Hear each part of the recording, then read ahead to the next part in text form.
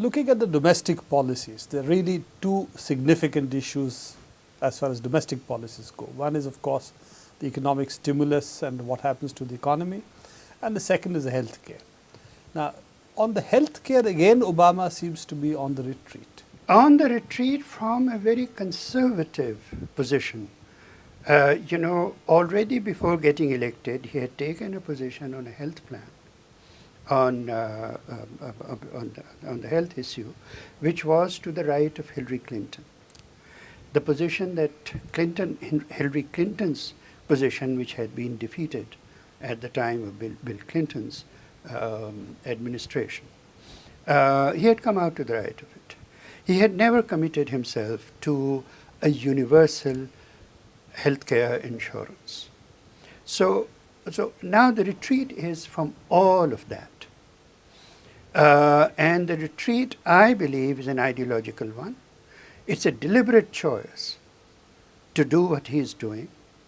The great majority of Americans for the last 20 years, the one thing that has not changed in America is that the great majority of Americans have been in favor of healthcare. It is now, with his obfuscation and the right-wing offensive, that a substantial number of Americans are confused about what he is offering. What is happening is also, do you think it's a part of his retreat, not being clear, not articulating his positions?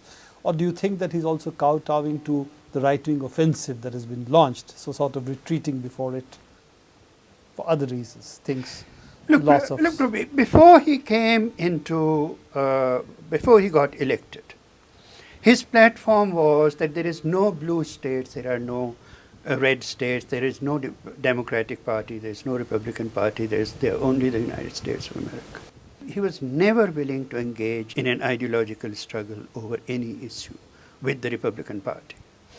He kept saying that there is a very small coterie of people who have hijacked the Republican Party.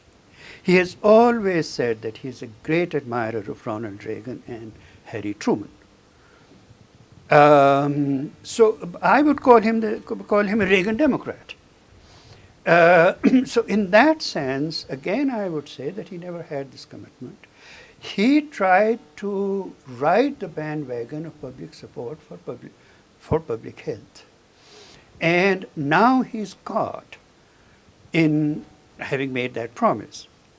So it is not a retreat in that sense. It has been clear from the beginning that when he created the study group, all the representatives of the main pharmaceutical companies were on it.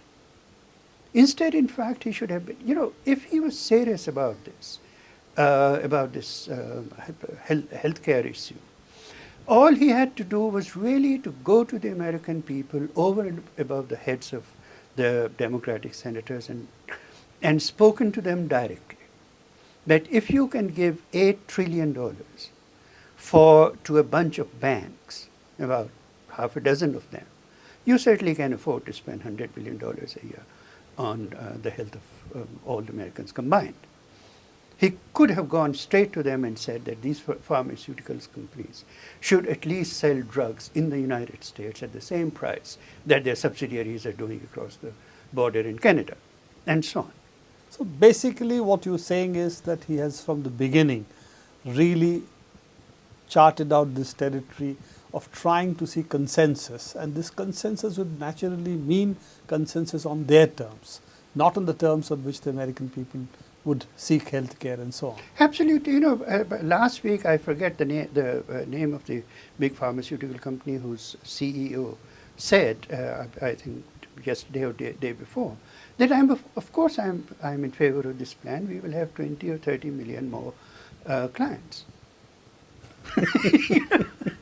So this is really state support to pharmaceutical lobby. This is absolutely state support for the pharmaceutical lobby. Other issue that is there is, of course, what you already talked about, the trillions of dollars bailout given to the banks and so on. Now, all those banks seem to be making lots of money, and the American jobs are still going down. The rate of growth of unemployment has come down. Unemployment is still very much growing. From 400,000 a month to 300,000 a month. Yeah. That's how it has gone down. That shows that the recession is over. The unemployment rate has gone down there. One of the calculations I saw yesterday by an American economist is that the real unemployment in the United States is now 16.4%, and not 9.6 or whatever the last figures were released by the government. That is the real issue. The real issue is that the U.S. Senate and the U.S. President is not willing to pass a bill that the homeowners, millions of homeowners who have either lost their homes or are about to lose their homes, should be given the right to renegotiate refinancing the mortgages, and the bank should be required to do that as a part of the package of their bailouts and so on.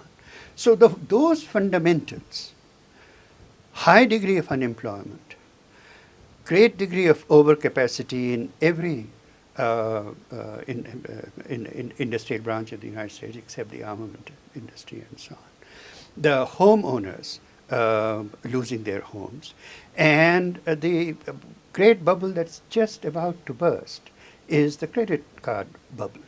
Absolutely. In the process of doing all that, the level of debt that the U.S. government is accumulating, foreign debt that they're accumulating, is a time bomb for them. Two time bombs ticking away. One is, of course, the foreign debt. Other is the people, if they're going to be unemployed, will not be able to pay their credit card loans. So absolutely. after the housing bubble having the burst, next one is this one. And that one is probably the bigger one. Now, let me also tell you the real bomb. Harvard Medical Journal has recently published statistics which show that even during the last 1 year, more bankruptcies were filed in the United States because people could not pay their health bills than out of the problem of mortgages. Fewer people became bankrupt because of the housing bubble than the ones because who could not pay their medical bills.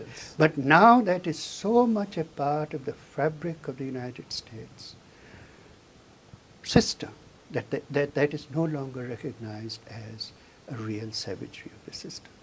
See, if we look at it, the United States economy, though the worst in some sense may be over for the financial sector, right, is still very much in a crisis, and particularly what you were talking about, people will be unable to spend, and if people don't spend, then of course the recession is going to continue. Yes, and it's a long-term crisis, out of which I don't believe American economy is going to recover in any substantial way, and the costs of war in Afghanistan and so on are only going to go up. The foreign debt and repayments and all of that and so on. So the U.S. state is actually going to get deeper and deeper into debt. U.S. economy is not going to become more productive. The people are not going to be able to the spending is not going to improve. So there is a decline which is irreversible in the American economy, and that is what I was saying also earlier, that what they should have done was to prepare the country for a soft landing. Instead of which they are really going belly up on both counts. Yes, instead of putting all that money at the disposal of these, half a dozen banks, and there now really is no money. Unless they scale back the defense budgets and so on.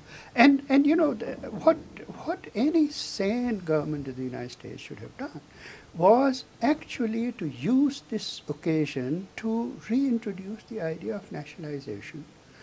Some of these banks should have actually been nationalized, others should have been allowed to shut down. The financial sector should have been curtailed back a lot. And likewise, it is only if the U.S. government takes over the health system and gives universal coverage that the spiraling costs of health in the United States can be contained. That alone is a very big crisis, you know. Per capita, the United States spends something like 6 times as much as Canada does on healthcare, and Canadian healthcare system is far superior. So in order to just even bring that down, that expenditure, the US state has to take over that burden. You know, the only insurance, health insurance that in America works is Medicare, which is a state insurance for the elderly people. You know, it's the only part of American insurance system that works. All that Obama had to do was to go on television and say, I want to give to every American what we have given to our elderly. Thanks, Aijaz. I think this has been a very interesting discussion. Thanks for coming down and being with us today. Thank you very much.